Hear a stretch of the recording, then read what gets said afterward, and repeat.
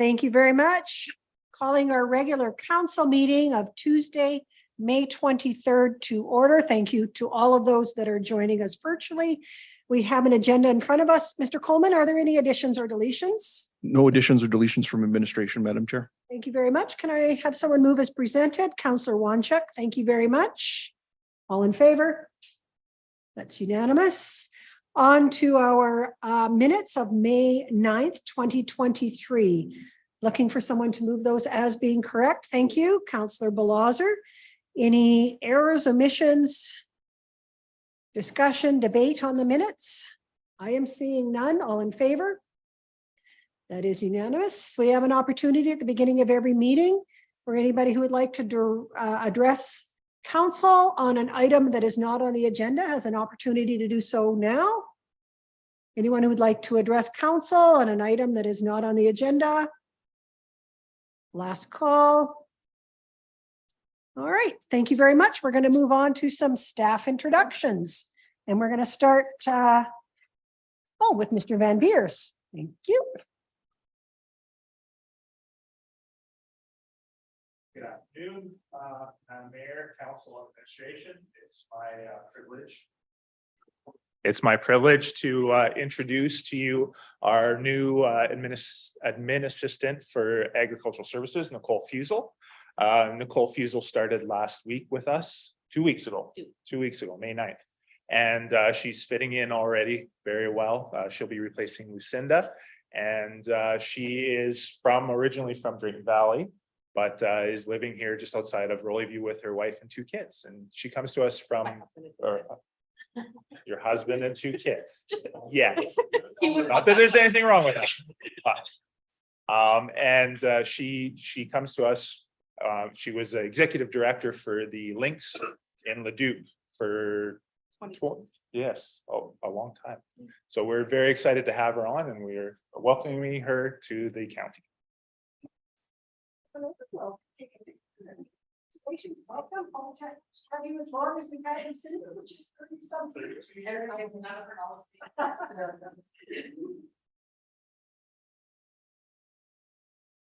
Thank you. Congratulations.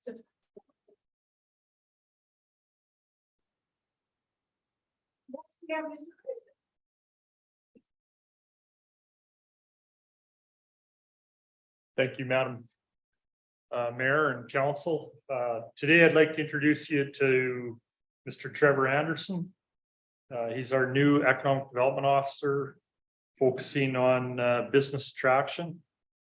He's one of the 4 members that are going to be situated at the Business and Entrepreneur Center. So we're really looking forward to that. He joins us with over 5 years of industrial and commercial business development experience. He worked with Parkland County and helped them with their progress that they had on Atchison Industrial Park.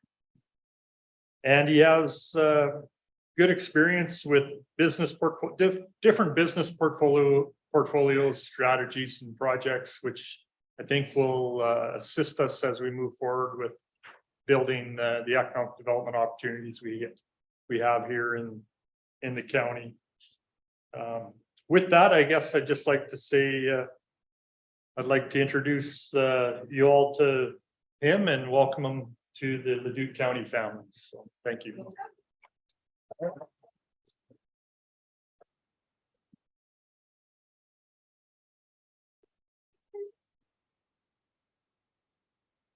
Thank you very much.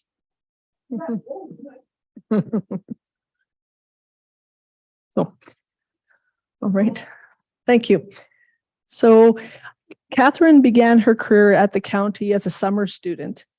I have no doubt that she had made such a wonderful first impression that she was offered a permanent position with the county.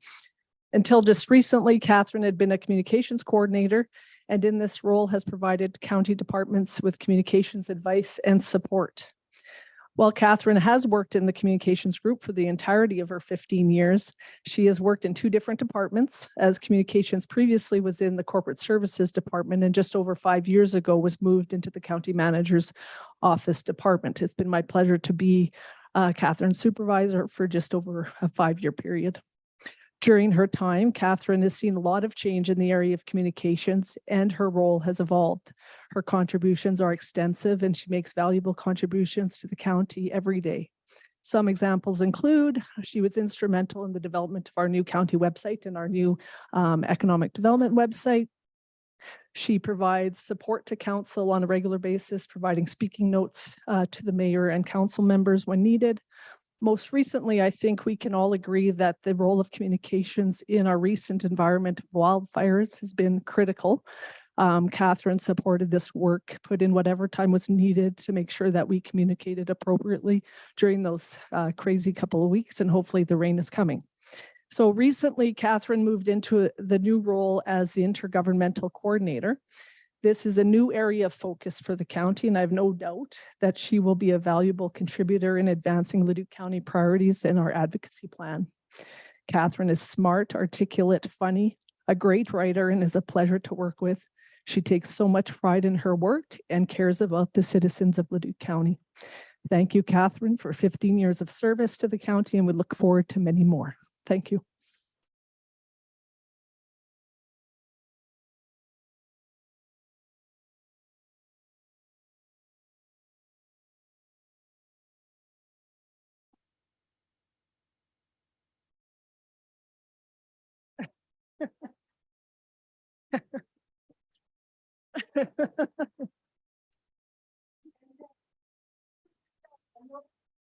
Thank you very much.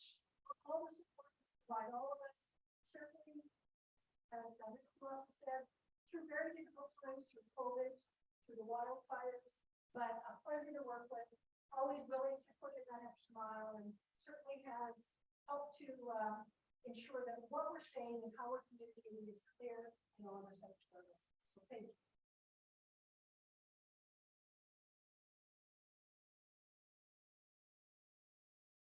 Years. She started when she was 7.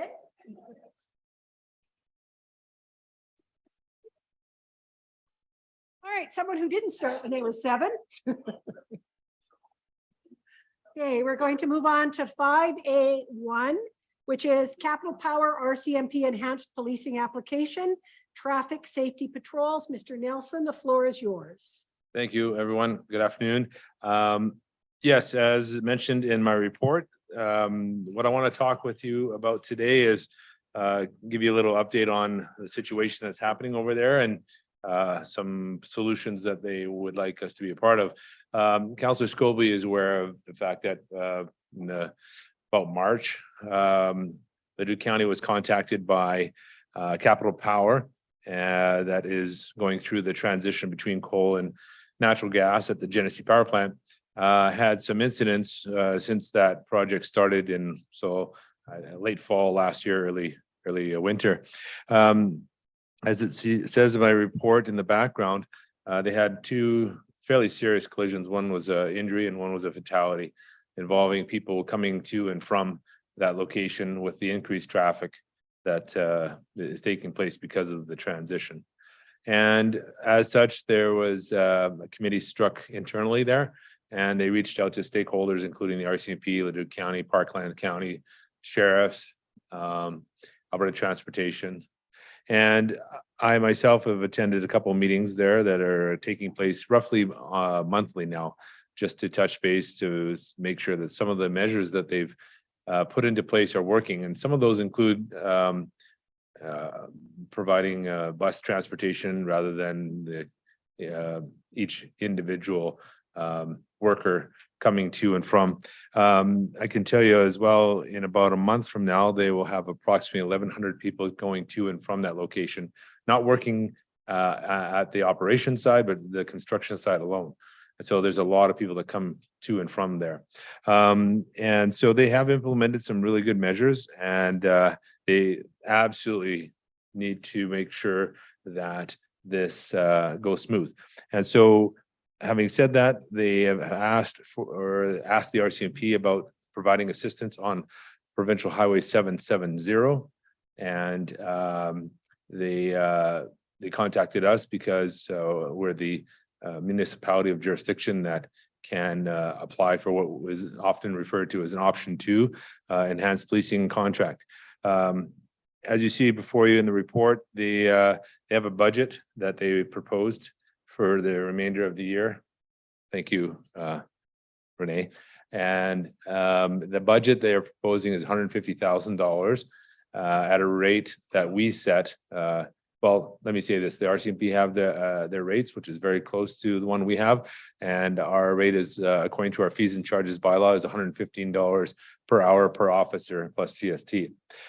Speaking with the Thorsby Breton RCMP, they have the ability to provide enhanced patrols at the peak hours that are coordinated by the security department, I should say safety department at the Genesee Power Plant. So the idea is that the RCMP provide those enhanced services on top of what they already do. It's not taking away from their regular patrols. This may include officers that are not from Thorsby or Breton but rather anywhere else from Alberta. I'm seeking your approval today that you authorize us to enter into this fairly standard contract for this service that will be completely funded by Capital Power. Okay, thank you. I'm going to open the floor for any questions. Councillor Scobie, Councillor Smith. I guess it's more of a comment. I definitely would support this. I've seen these when they've had shutdowns and rebuilds before where traffic is unreal. Coming through there at shift change, there's a steady line of traffic all the way from Genesee to darn near to Stony Plains. So there's a very huge amount of traffic there. So I believe this is a great move on Capital Power's part. I don't think they've done this before. It's kind of kudos to them to putting something in place to help with the safety of this maneuver. Thank you, Councillor Smith. Just a clarification, 770 is in Parkland. I'm just wondering why would we be approached in Parkland, not administered? Again, it would be the Thorsby Breton detachments, but it looks like there'd be more police cars coming out of Parkland County. Just wondering if you can just give me a clarification on jurisdiction and how that would work. And are we paying Parkland County as part of, are we billing and paying that? So just the logistical side, what this looks like is providing policing in another municipality. Through the chair, I can advise that while both of the known and identified collisions did happen in Parkland County, 770 is well within our area as well. It travels through both our municipalities and across the river. So the focus of the enhanced agreement would be where the entrance and exit to Genesee takes place, which is our area. If the RCMP see it fit to expand around that area, using the funds that are provided 100% from the Genesee Capital Power, there's no issue with that. It's still within the province and we can manage that. In fact, there's an example of that with the school resource officer contract that we currently have that has 3 jurisdictions in it and is managed by one RCMP detachment. So no issues there. Mr. Nielsen, this process is similar to what we do at the outlet mall for enhanced policing around Christmas and whatever that day is, Boxing Day afterwards, correct? Yes, in fact, in flow through kind of system that is part of the process. Yes, in fact, the next one that's coming up is in August for the Derby at the racetrack. I think it's August 26th. So that's a 1 day. This happens to be several months. Okay, but the process is the same. It is. Any other questions? Councillor Scobie, would you like to make that motion? If you put your microphone on, will be great to have you. Okay, let me get back to it.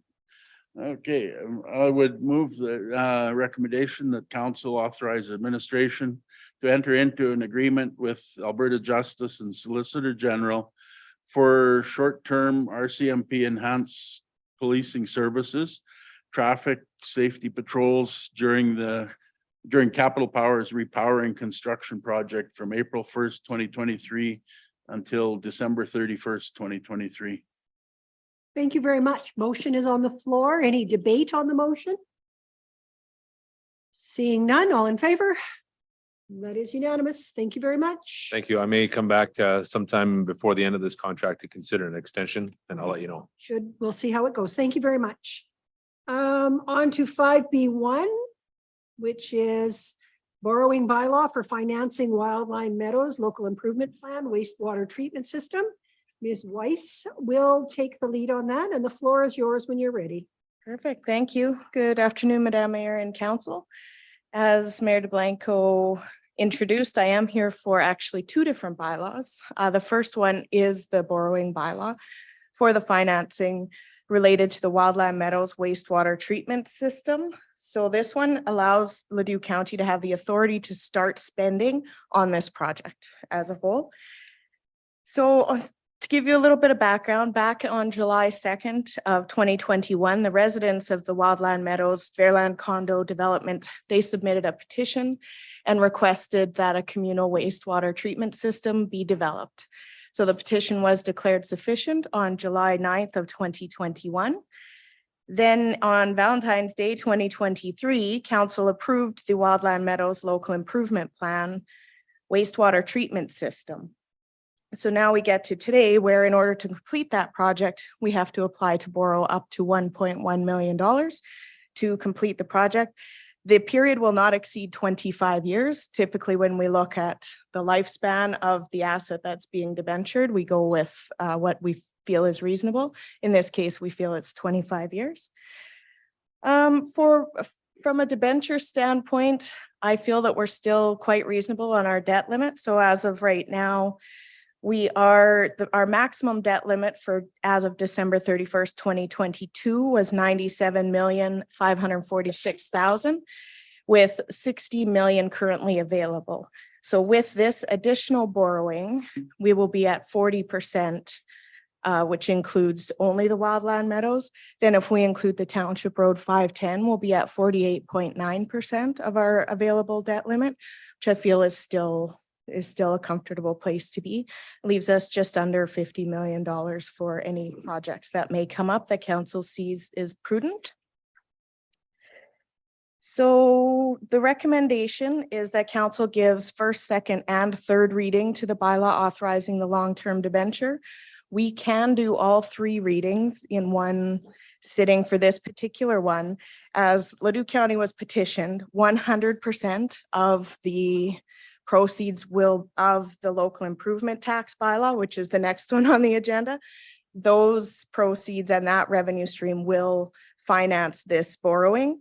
So because it's for the entire amount, there is no requirement to advertise. So that's how we can do all three at one time. Okay, thank you for that good explanation. I do have a question on the bylaw itself. Number 5 says Leduc County shall levy and raise in each year local improvement taxes sufficient to pay the indebtedness.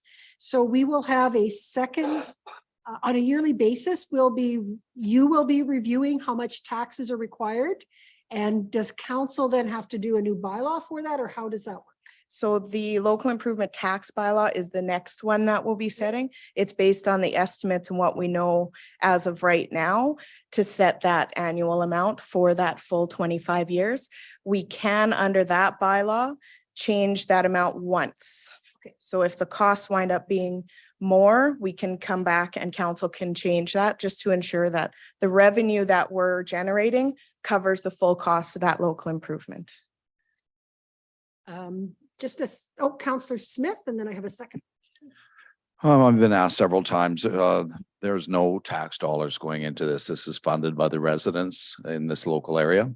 Through the absolutely 100% funded through the local improvement. So those residents only. All right, thank you. That was going to be my question. Thank you. We're actually just borrowing on their behalf and they're paying us back every year for 25 years until the amount is paid back, correct? Yes, or up that to is 25 correct. years. Yep, that is correct. Thank you. All right, any further questions on the report? If not, I'd be looking for someone to move first reading. Councillor Balazer will move first reading. Comments, questions, or debate? I am seeing none. All in favor? That's unanimous. Second reading. Councillor Verdi, thank you very much. Comments, questions? All in favor? It is unanimous. Third reading on the same day. Counselor Wanchuk, thank you very much. All in favor? And third reading. Counselor Smith, thank you very much. Comments and questions? Seeing none, hopefully this will bring some relief and better processes to the residents in Wildland Meadows. Okay, call the question. All in favor? That is unanimous. All right. On to 5B2, Perfect. which So- is the wastewater treatment system tax bylaw. Perfect, thank you. So this second bylaw is the tax bylaw, which authorizes the county to add a local improvement tax to any of the affected properties beginning in the 2024 year. So when they get their tax notices in May of 2024, it will include this tax on it. So very similar background. I won't go through that again, but then we just passed the borrowing bylaw here this afternoon. So then we get to, in accordance with section 397 of the MGA, council must pass a local improvement tax bylaw to raise the revenue to pay the related debenture. So on the screen there is the estimated costs as we know it right now. The tender has closed, so these are our best estimates. So the total estimated cost of construction, including engineering and contingency, is $1,046,425. And then the total estimated cost of borrowing as of May 11th, the interest rate was 4.96% for a 25-year term. So that estimated cost of borrowing is $790,955 for a total project cost of $1,837,380. So a couple of things just that I wanted council to be aware of. I had already mentioned that we can, if the costs go higher, amend this tax bylaw one time and one time only. And also that any owner, should you get approached, any owner can pay this off at any time between now and that 25 years. So they can contact us and we can accept payment and then it'll be done. Sorry, just to clarify, so they can take the $2,400 a year times 25 and give you a lump sum payment? They could do the full 60. I was just doing. some- 61,246. They can pay that off at any time. And there's no benefit to it, but they can. Okay, I was just going to, okay, Just some information there. thank you. If we go into the bylaw a little bit, I just wanted to, on page 1, there, just under the total estimated project costs, which are still at 1.8 million. So it speaks to the local improvement tax will be collected for 25 years. Financing charges, including the total estimated project cost, are 25 years, an annual interest rate of 4.96%. The next paragraph there speaks to dedicating a uniform tax rate based on each parcel of land, with the total number of parcels being 30. So there's total of 30 parcels in that section. And then that next paragraph breaks it down a little further. It's estimated to be $2,449.84 per parcel in accordance with Schedule B. So if we go to Schedule A, this schedule works through the calculation of the local improvement levy, tax levy. So it has the affected property, the roll number, registered owner. A little further down, it has total number of parcels, estimated costs, annual levy, and then the total annual levy that the county will collect each year, which is $73,495.20. That's to pay off the debenture each year. So that's what we collect. Then we forward it on to our lending facility. Schedule B is then the actual bylaw, which is the actual local improvement tax levy, which is applied to each affected property roll number, and it sets out the annual rate, the annual tax levy, as well as the estimated cost over that 25 years. So that's where I got that $61,000 from. And that was all I was going to go through. Are there any questions? Counselor Smith, I believe, has one. Mayor, I see we have, excuse me, I see we have engineering in today. Could I ask a couple of questions through the chair? Just again, it's a public meeting and we've worked a long time on this, but I think it's important to just clarify again through if the engineering department here. Number one, I believe this is a project that would have required approval by Alberta Environment. And I have several questions if you'd like me to ask them all at once or. Whatever, yes, please. Okay, so one again, through the chair, is this a project that required actual final approval through Alberta Environment? Yes, Alberta Environment was required to give us approval for this project, and they gave us approval for this project. And if I can follow up again, we are looking at changing how we treat sewage from subdivisions in the future going forward. Now, if you can just clarify when this project is finished, and I believe it's a 14-acre mound system type of a thing, the sewer trucks that are running out of there will stop and the water and sewage will be treated on site according to the approval by Alberta Environment, which is a good news for carbon reduction, but also a good news, a way of leaving the water in the wetlands and having it treated in. Can you confirm that's that the trucks will stop running and the sewage will be treated safely and according to regulations on site? Absolutely. So the system itself consists of a dozen mounds, which allow the wastewater to be treated on site, as you've mentioned. So the water is obtained locally on site, treated on site, and discharged back in through the environment after it's been treated. So it does close a water cycle and everything is contained within the site. So there's no longer the need for septic trucks to haul the untreated wastewater from the site. There will still be the occasional need for a wastewater truck to haul out from the 2 compartment tanks that everybody has on site. So some of the solids, but it's going to be a small fraction of what they have right now.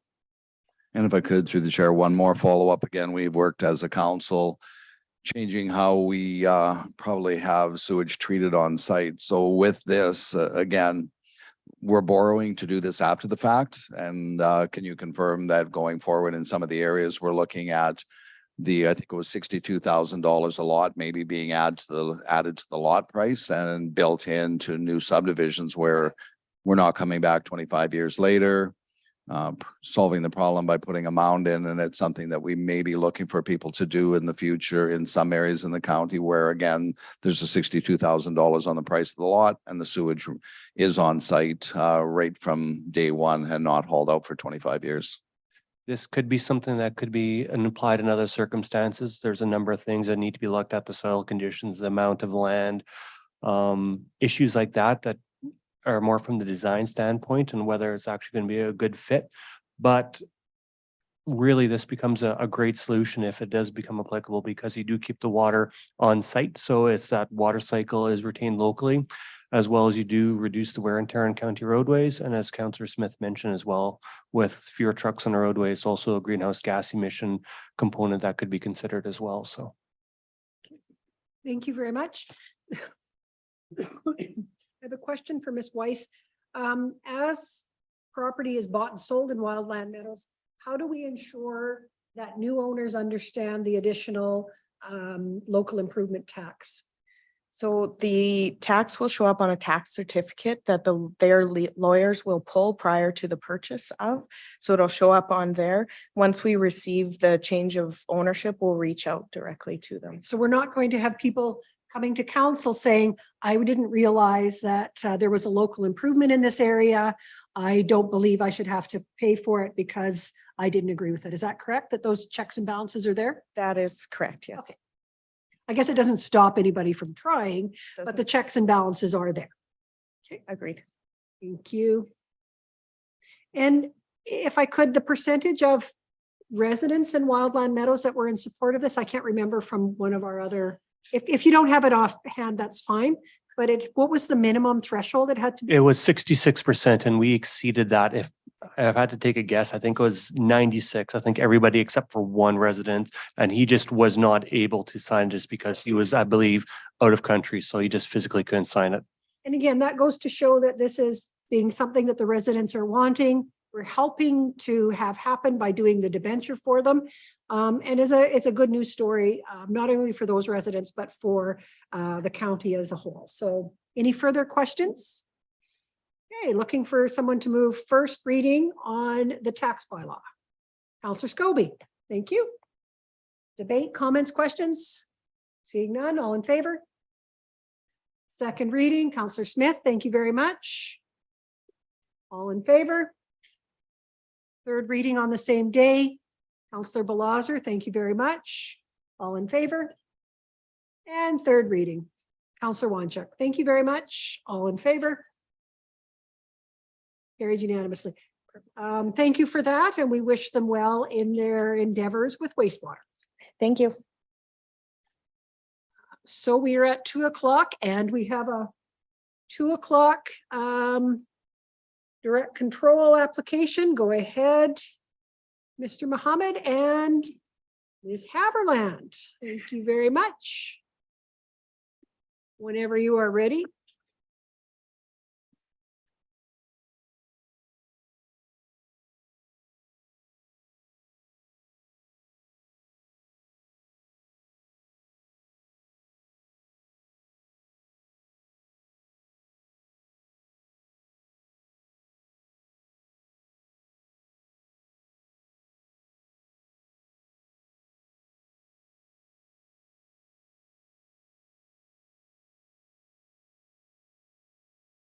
Good afternoon, Madam Chair, Council, and members of the public. Today presentation is regarding a direct control DP application, D23059. The application is proposing an addition accessory building, 34,200 square feet, and proposing new operational hours for the existing business. The applicant is Force Inspection Services. The application is within direct control zoning, and the total area of the parcel is 62.59 hectares. The authority is Black Mud Creek ASP, Nisku Major Employment Center, Leduc County Land Use Bylaw, and other policy documents. That's the subject parcel.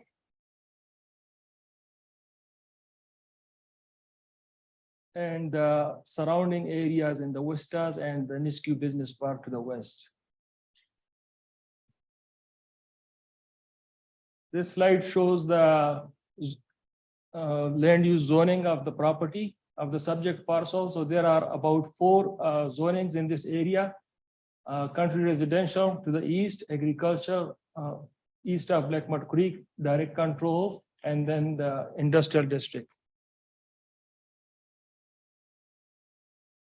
So the subject's lands are located within the Nisku Business Park. Access is located south of the property from 17th Avenue. The parcel has mixed zoning. The DC district is outside the Black Mud Creek flood extent boundary. Black Mud Creek ASP identified the parcel for business park development. The intent of the ASP was to accommodate a range of compatible land uses. In 2017, council approved industrial general use with outdoor storage on the DC portion, which is located at the southwest corner of the subject parcel. The development included inspection building, machining facility, office space, and outdoor storage. Later permits were issued in 2021 and 2022 and included frame and fabric building, addition to industrial building, and the site was, the outdoor storage was increased up to 99,000 square meter. The current application is for additional accessory building, 34,200 square feet. And also the Force Inspection wants to change the operational hours from 8 to 6 p.m. Monday to Saturday to 24 hours.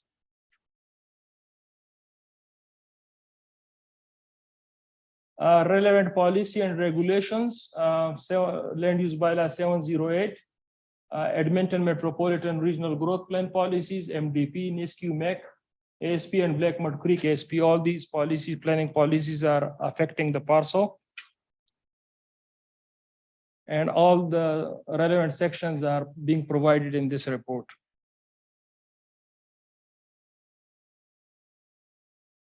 Edmonton Metropolitan Regional Growth Plan identify this area for major employment areas. And section 4.4, advise that intensification will optimize existing and planned infrastructure. The area under the municipal development plan is being identified as a major employment area on map 3 of the MDP. Some of the relevant sections of the Nisku Major Employment Center ASP, which affect the parcel. So general policies, most of these policies emphasize on buffers and transitional land uses. The policies also ask about mitigation measures for addressing any potential nuisance to protect the residents in the East Vistas. There are priority development objectives in the Nisku MAC, and then there are design policies. Blackmud Creek ASP is also affecting this parcel. Section 5.2 of the Blackmud Creek ASP advised for a business park development, and section 5.2.1 requires some development controls to minimize impact of development. The application was referred to all these parcels, adjacent landowners, and the residents in Queda Vista.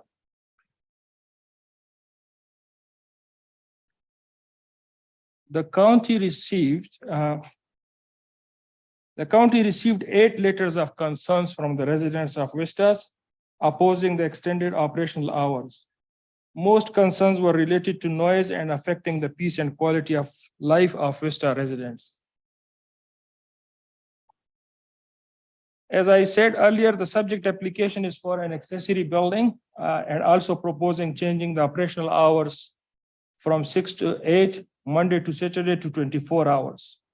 The applicant says that due to customer demands and the boom in the oil field industry, they are requiring the operational hours to be extended. As I mentioned, planning policies affecting this parcel have been taken into consideration. 5 accessory building and pipe storage yard has already been approved by council through previous DPs. An existing berm screens the established yard site, and therefore administration considers that the development of the proposed accessory building and this location poses no impact on the surrounding residential lands and vistas. As mentioned, that county received 8 letters of concern, mostly on the proposal for extending the operational hours and noise concerns and other nuisance. It is mentioned that county did receive some noise complaints in the past, but not in the recent years. However, to address resident concerns, administration recommend that the request for extending operational hours be denied to mitigate the residents of Vistas from any potential negative impacts. The proposed use is consistent with the existing industrial general use and also consistent with the Blackmud Creek ASP, which asks for specific controls to be placed on the developers. Administration recommends that the current application for the accessory building be approved, while the operation hours shall remain the same as approved through previous DPs.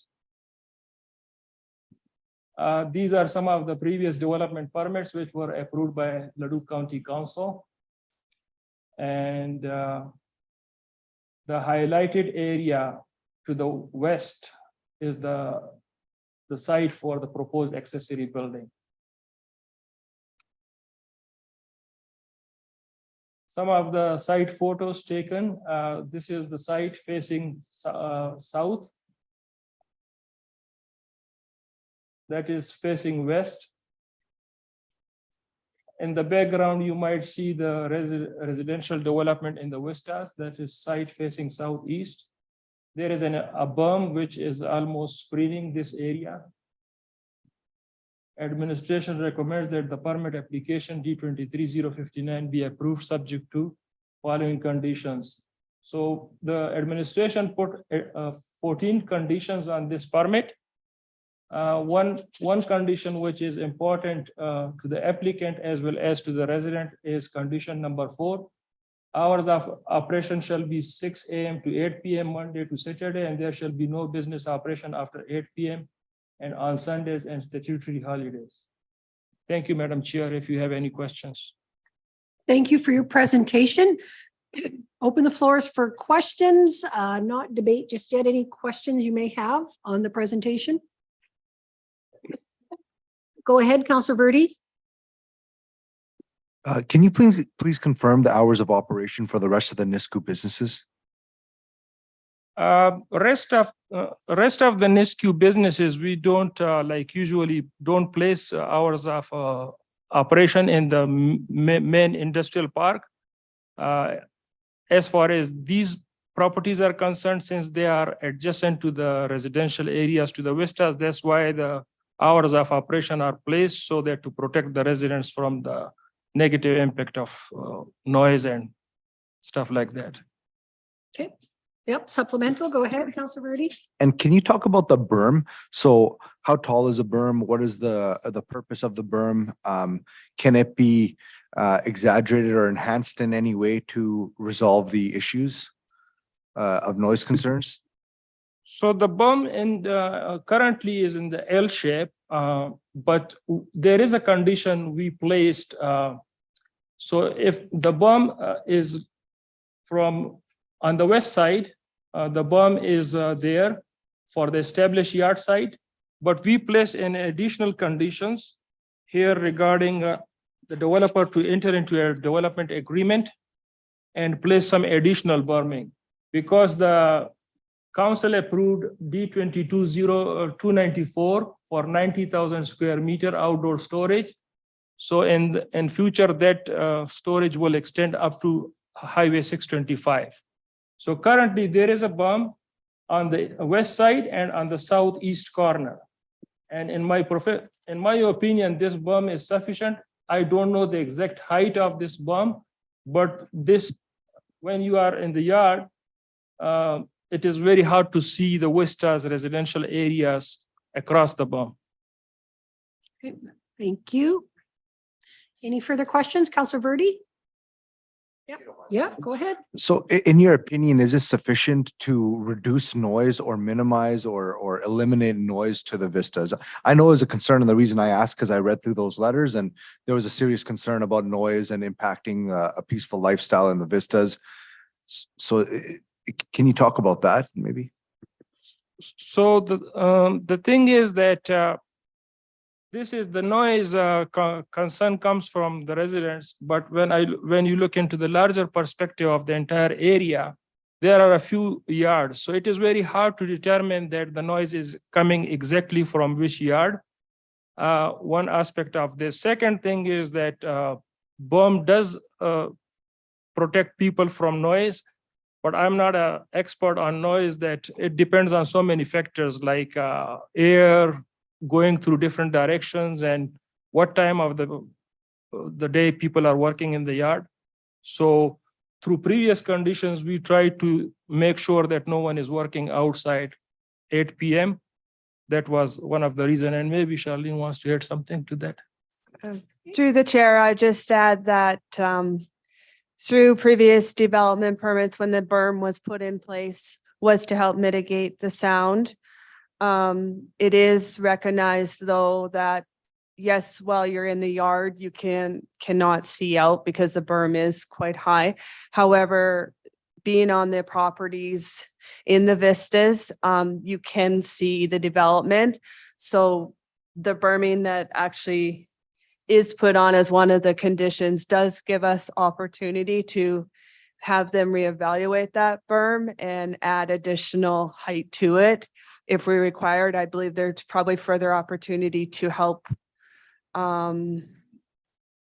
limit more noise by maybe increasing the berm size that's existing today, just because you can see it from the, you can see the yard site from the vistas. So possibly adding additional dirt might help that. So that is why we did add it as a separate condition, was to put in additional berming requirements if we find it necessary to help mitigate those concerns. Thank you. Councillor Blaser. Yeah, I was going to speak to that berm also. I was, recall I was here when this first came up the first time. Was this not supposed to be treed and grassed or hedges? And was that recommendation ever followed? Are the trees there? Through the chair, there was supposed to be trees, I know, planted on the berm. The applicants may have to confirm if the trees did not take or they haven't planted them, because there was trees that were to be placed, you are correct, on the berm. I don't believe there's trees existing today, however, unless they're dead. Yeah. Okay. Thank you. Any further questions? Do we have the date of the last noise complaint we had, or do we know when that would have been from related to force inspection services? So through the chair, we don't have the exact date, but I did look up the most recent, and it was in 2019 that we were having the noise concerns come So forward. It's been a few years, yeah. Yeah. I will add as well, just that every time they do add a building,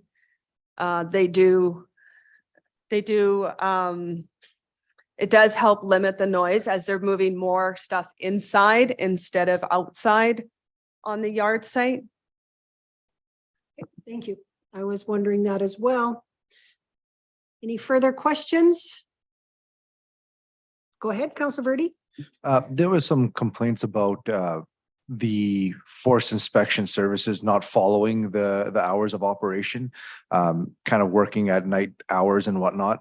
Are we reviewing this? Has it been enforced? Has there been some additional work around enforcing the bylaw? So through the chair, we had concerns of that come forward back in 2019. We do have, though, we had a condition on previous development permits that did allow for them to not work after hours, but they do have necessity sometimes where a truck needs to come in they can't predict the timing to deliver, so they will go in, drop it, and then leave. It's not a operating shift. So we do manage it by that. And I mean, we've since that has happened back in 2019, I mean, they've been more transparent and open with the county of letting us know when things are coming in and out. So we haven't had anything since then. Okay. Any further questions? Seeing none, I'll move the recommendation that permit application D23059 be approved, subject to the conditions that are provided in our report. A couple of things. I think that the county was responsive to the residents about not granting a 24-hour work schedule, and I think that shows that there is a partnership there. I believe that, again, from what I heard from administration today, force inspection services has worked to comply to the conditions that they've had.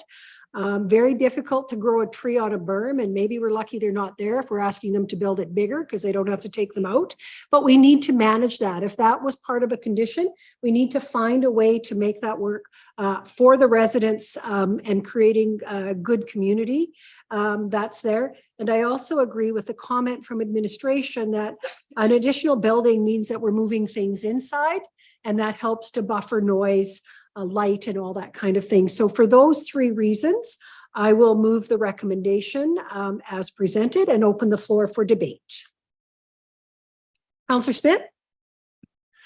Again, thankful the businesses in Nisku, however, concerned with the letters that did come through with some of the noise going through. I don't think building the berm up is an example. It's kind of a large berm as it is. However, willow trees could be planted on it. I think there's a couple of things that I would, again, I'm not completely convinced of the recommendation today. One area you can take is hours of operation, reduce that to 7 a.m. till 8 p.m. or else add a provision, which is actually the trees go in this year and they're actually watered. You got to put water on a tree for it to take and do something about that. So I would hope a couple things could happen before it would accept the recommendation today that we reduce the hours of operation from 7 a.m. till 8 p.m., which gives the residents a little bit more relief from the noise, or there be a provision that the trees actually be planted this year, that they actually be maintained and watered, and then next year come back for a review.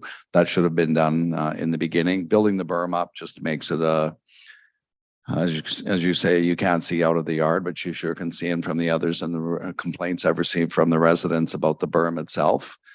So maybe naturalizing it a little bit more with trees would again be just another area, because pipe yards are noisy. We did approve it being there. So just looking for the debate, do we look at reducing the hours of operation, or do we add a condition that the trees actually be planted? So just process, I'm going to turn to Mr. Coleman. We have a motion on the floor as it stands. Is that correct? That's correct, Madam And Chair. if we need to debate this motion, Or you can have someone propose an amendment. a to friendly the, amendment, if we were an Or a amendment. hostile amendment. Or- It would be voted or a on. hostile. It's your choice. Okay. All right. Those are our choices, but there is a motion on the floor. Go ahead, Councillor Smith. Could I then propose a friendly amendment that requirement of tree planting occur this year as part of the approval and within the conditions?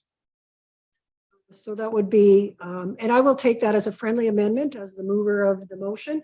So motion number 15 would say that trees be planted on the berm by the end of 20. May I make a suggestion? Yes, Madam Chair, that we added under condition number 12 to entering into a development agreement with additional landscaping, and we could take security deposit for that to ensure it gets done.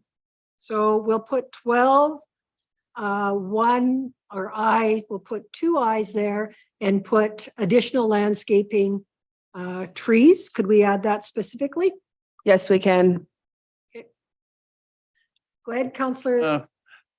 I don't see trees ever being a viable option up on top of a hill, because it would take water forever. Could a person look at a sound wall? Just putting a wall up, a sound wall as an option. Trees, they're gonna be dry up there. You're never gonna keep trees growing up on top of a berm. So in my estimation, but would you look at a sound wall of something up on the top of what's there? Well, it is my motion and we've made one friendly amendment. I hear and I wonder about that as well as someone who's planted a lot of trees and seen a lot of trees die. We have additional burden, we have landscaping. Can we put and/or? I don't know, I guess I'm turning to Mr. Coleman, and/or additional sound barrier? We can put whatever we want, or? Well, I think, Madam Chair, because this is a direct control district, I think you need to be fairly specific in your conditions. So the more ambiguous you make it, the harder it is to Okay. enforce, the harder it is for the developer to understand what you'd like. Thank to you. do. Councillor Smith? I agree, trees would be hard to grow up there. However, willows, if they're taken care of, will flourish quickly. And I do appreciate Councillor Scobie's comment. However, the aesthetics of a fence up on a berm in a natural area in the black mud might be a little onerous. And again, cost is an issue. If it doesn't work, it's a fence that doesn't really stop it. However, lots of complaints from the resident that the big berm is there. And if you add trees to it, I mean, trees do grow on hills if they're cared for. And again, I appreciate the suggestion of fencing going back up. But again, I'm just worried about the aesthetics from the comments that the residents have talked about, where a willow will, with water, will actually grow quite extensively over a few period of years. And if they're maintained, which is part of the landscaping that most people do, I would probably prefer that there be trees up there, which will make a more of a natural setting in that Black Mud Creek area. Thank you. So it is my motion. I have accepted additional landscaping as a friendly amendment, and I will let that stand, partly because it was an original condition. And we will debate it as it sits with additional landscaping as 12I2. Thank you. So we're still open for debate. The motion is to approve with the conditions, with the additional condition of landscaping. Counselor Scobie? I guess comment on that would be then, I had visions of these trees on top of this berm, which makes it pretty well impossible to keep them alive, but possibly they could be put on ground level in front of or behind where when they get to be 50 feet tall or something, you've got your berm. But putting them up, I'm not sure, I'm not familiar with this. I don't know how high the berm is, but you know, it's going to be just about an impossible feat to keep trees growing up on top there. So if they could be put in front or behind it, I would agree with that. And we're not saying on the berm in this, we are just saying additional landscaping. Again, I do know that there's hybrid poplars that will grow to 20 feet in 10 years or 8 years. So there's lots of option for fast growing trees as long as they are managed. Okay, Councillor Verdi. To provide greater clarity for the developer, could we provide the intention, which the intention would be, and please correct me if I'm wrong, to provide a visual and noise barrier between the residential and the industrial? What would that provide greater clarity? And then that way it could be up to the subjectivity of the development officers to see if it makes sense or not. I appreciate that. And again, I assume the applicant is here and has heard our discussion. I've heard Mr. Coleman say simpler is kind of better in these things. So I think again, it is my motion. I'm going to stick with just the part about additional landscaping for now. If the motion fails, we can bring it back and add that detail, but I'm going to stay with it as it is. Mr. Mohammed? Madam Chair, the thing is that I'm just looking at the practicality of things like, as mentioned, that sound barrier wall fencing. This is a quarter section, and recently they are being approved on the north side up to Highway 625. So a fence, let's say there should be a sound barrier wall, where the wall should start and where it will end and how high. And that's something like, I'm not sure that how the developer look at this, like a 6 feet, 8 feet, 10 feet, how big that wall should be, and whether that wall will be capable enough to protect the noise going into the vistas. Thank you, Madam Chair. And thank you. And that's not part of the motion right now, but we appreciate your wisdom on that. Thank you. So again, the motion is to approve with a friendly amendment related to landscaping. Any further questions or debate on the item? I am seeing none. We'll call the question. All in favor? That is unanimous. Thank you. On to 5D1, which is additional funding request, Sunnybrook Wastewater Lagoon. Thank you very much. Mr. Mariglod, thank you very much for coming in, gentlemen.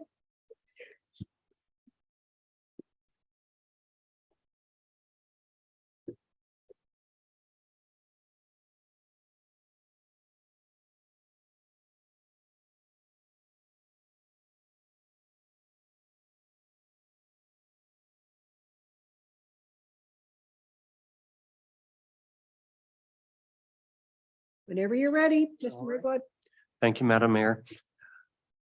So some background, Leduc County Council approved the final budget on April 25th. And within that budget, we did have the Sunnybrook Wastewater Lagoon Renewal Phase 1 construction in 2023 for this project to cost $80,000. This lagoon was constructed in 1981 as is operated underneath the code of practice for wastewater lagoons.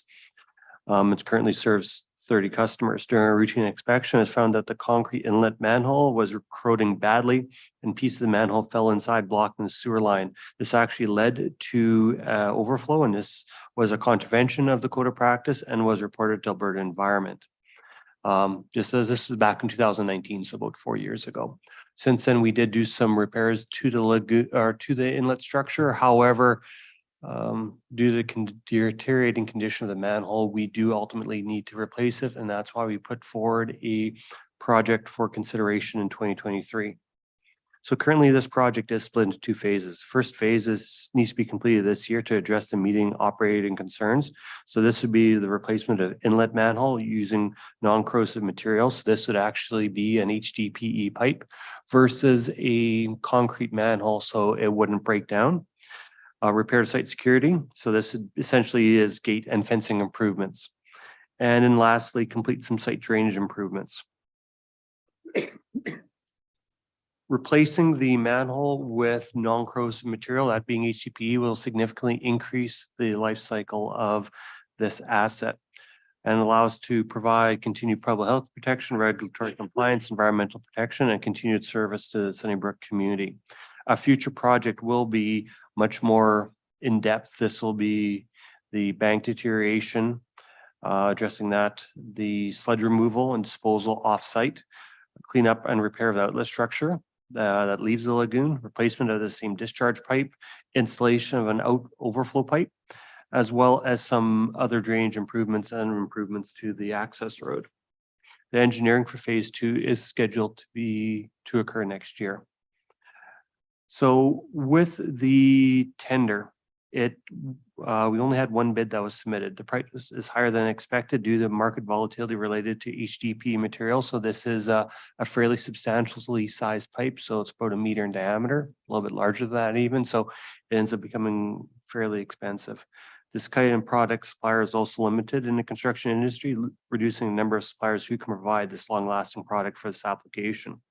So as mentioned earlier, the previous budget was $80,000. We're asking for an additional $22,000 with a total revised project cost of $102,000. Wow, thank you very much. Councillor Balazer. Yeah, Des, I thank you for that. I can see knowing plastics, a little bit of high density polyethylene pipe is probably the way to go. Concrete over years would break down. And I'm totally in support of this project, but I was just wondering, this is a little bit related, but non-related. We had entry points that we were going to be installing. Have they started? Yes, they have. They had some problems in supply material as well. They were out late last week. They did have some problems locating the ends of the infrastructure to properly install the clean out points. And they are working on that right now. So the as-built that were provided from 1981 were perhaps not as accurate as we'd hoped. So. Yeah, fine with that. Thanks. Councillor Smith. Des, you have an extensive amount of work that you're looking at doing to bring this probably up to a safer code and usage. I would definitely be supportive if somebody were to put forward this recommendation today. By the look of the work you're doing. And again, concrete does not last with sewer gas. So all of the work looks really great. We're in there anyway. We might as well get it done right and just check off one of the boxes of the lagoons that need work. So thank you for the extra work and the extensive renovations or repairs that you have planned. Thank you. Councillor Verdi. Yes, and I follow suit. Thank you very much for the hard work. I'm just curious because we only received 1 bid. Is it possible to go out and negotiate or get another bid to sort of see where the costs fall? As it sits right now, we're basically went out for an open tender process that fits within policy. There were about 3 contractors that went out to site to take a look, but we only received 1 bid. So traditionally, we don't go out and negotiate individually. We go through the procurement process that we follow with all tenders of this nature. So, yeah. Just a question before I take Councillor Balazer, and it's around the funding source is Capital Utilities Wastewater Collection Lagoons Reserve. I know a few years ago we had like $47 in our lagoons reserve. Do we know how much we have to date? And I know Miss Weiss isn't here. yes, I hope she was, but she's not because I knew just when you asked the question, I knew that's exactly the one answer I did not have. So I do That's okay. apologize. I don't know how much is in the reserve. It's more than sufficient to cover this cost, correct? This reserve was recommended by the finance group. Perfect. And again, good work to ensure that we had a reserve because it's exactly for this kind of rainy day type of situation. Councillor Balazer. Yeah, I'll move the recommendation. Okay, You want me to read it? you bet. The recommendation reads that the Leduc County Council authorize the use of $22,000 from the Capital Utilities Wastewater Collection Lagoons Reserve for the Sunnybrook Wastewater Lagoon Renewal Construction Phase 1 project. Thank you very much. Any debate on the motion? Seeing none, all in favor? That is unanimous. Thank you. Very much. Before I adjourn today, just a reminder to everyone that we are still in a fire ban, that we still have no burning at all in the county, and to be careful around any else thing that you're doing around flammable objects, dry grass, dry bush, all those sorts of things. Our firefighters are taking a well-deserved rest right now, and we need everybody to step up and do their part and ensure we have no more fires. So thank you very much. And with that, we're adjourned at 2:35.